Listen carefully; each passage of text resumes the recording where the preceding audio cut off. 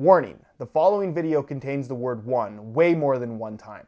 Here's a brief history lesson of the Puma One series up until this point. The first one was the Puma One 17.1, and I would argue that the first one was the worst one when we're talking about the Puma One. Either way, the .1 in the name signified that it was the top-end model, and the 17 in the name signified the year of release, 2017. 1 year later, in 2018, we got the refresh, the Puma One 18.1, which was admittedly better, but still not great in comparison to everything else you could buy at the top end price point, so it wasn't very successful, and it really only released in a couple different colorways. Shortly after the release of the Puma One 18.1, still in 2018, and now unable to stick with their 17.1, 18.1, and you would think 19.1 naming system, because it wasn't 2019 yet, they had to call it something different, which is when we got the Puma One 1. Possibly the dumbest name ever for a pair of football boots, but a huge improvement over previous ones. Didn't have a super long run because as soon as 2019 came around, right in January, we got the Puma One 19.1. So they reverted back to their old naming system, which is a lot less goofy. This boot came out 4 months ago and we already have its replacement, the Puma One 5.1.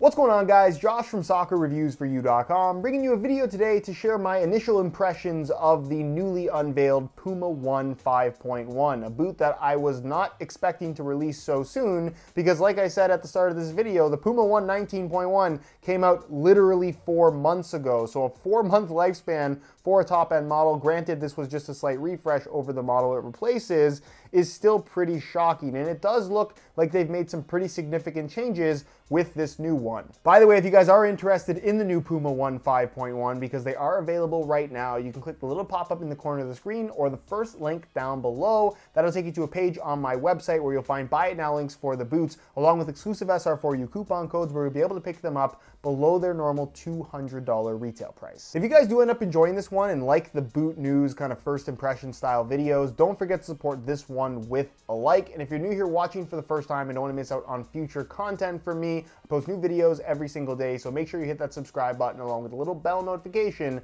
so you get notified when the next new video goes live. So if you haven't seen the new Puma One 5.1, this is it. It's launched in the Trailblazer Pack colorway, which is for the Women's World Cup. So technically, they're releasing this in a women's colorway at the start, although it hasn't been made very clear from any of the retailers as to whether or not the sizing that's available for these boots, either in stock right now or for pre-order, is in men's or women's sizing. I'm led to believe, and this is just a guess at this point, that everything is in men's sizing based on the fact that nobody really makes women's fit specific boots anymore, mainly because there's really no need to do that. Football boots fit tight as it is, and the whole women's fit thing, it's run its course, it's never really done that well, and a lot of girls just choose to wear the men's colorways or the men's variations anyways. You'll even notice Nike on the boxes for all of their boots now, including the Victory Pack, which is also released specifically for the Women's World Cup, displays the size, the men's size and the women's size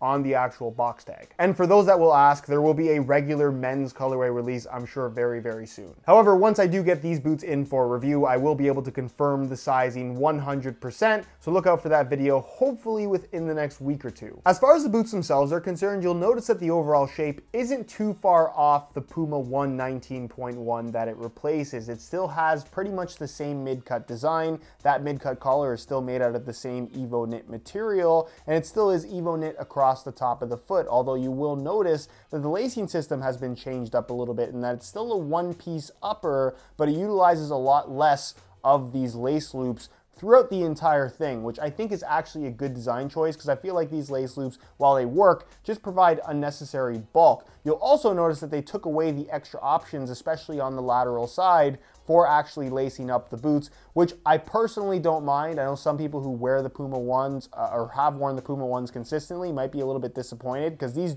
extra options do legitimately allow for a little bit of extra lockdown if that's something that you need. But I feel like the lockdown has been so strong with this base design as it is that it's not really that necessary. So personally, I like the changes they've made in that regard. The sole plate is also exactly the same. It still uses the same rapid sprint sole plate and stud pattern with, of course, the FG-AG layout as well, which I'm not mad about at all because I really feel like this is one of the best sole plates and stud patterns on the market really underrated. And because the base of the boot hasn't really changed, I'd expect the overall weight to be very similar as well. What has changed, however, is the upper. It's no longer a knitted base with fuse over top and then some kangaroo leather here through the toe box and forefoot area. It now utilizes their sprint web material, which is something all new, and it looks to be a very kind of plasticky mesh type material, reminiscent of what we used to have on the Adidas Nitrocharge 1.0 as well as the second generation. That's at least what it looks like to me. I can't say that it feels that way because I haven't actually had the boots in hand yet,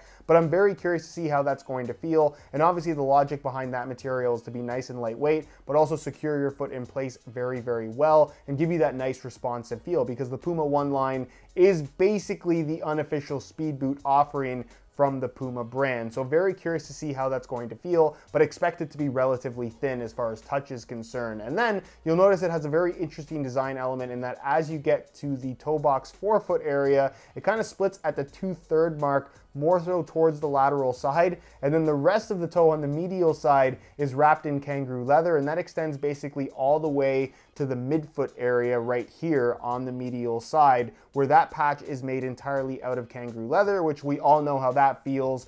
Probably going to be very nice. It looks very soft in the pictures, but as I've criticized lots of boots on this channel before, I've never been a huge fan of when you have two drastically different materials on the same upper, because it looks like the lateral side is going to be very thin, and then the forefoot and toe box area and medial side are going to be a lot more padded because they are made out of kangaroo leather. So you basically have this kind of half and half design to the boot that, because it's on the lateral side, a part of your foot that's not necessarily going to be making contact with the ball a lot. I don't foresee this to be a major issue, but it is something that I'm a little bit concerned with because it is kind of a little bit of a weirder design than we're used to seeing. I'm also a little bit concerned about the actual transition point seam in the toe box forefoot area where it transitions from that sprint web into leather. The one boot that I immediately thought of was the Mizuno Wave Ignitus 3, which wasn't a leather boot at all, but it had this very harsh transition in that area of the toe box where it went from synthetic into the rubberized striking element. And that seam I always felt was kind of a stiff part of the upper that was very noticeable